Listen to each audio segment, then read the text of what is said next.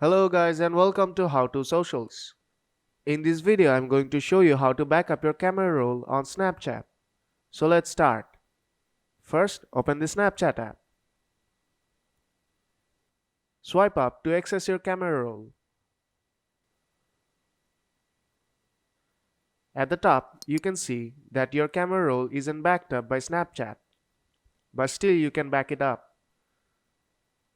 Select the pictures you want to back up.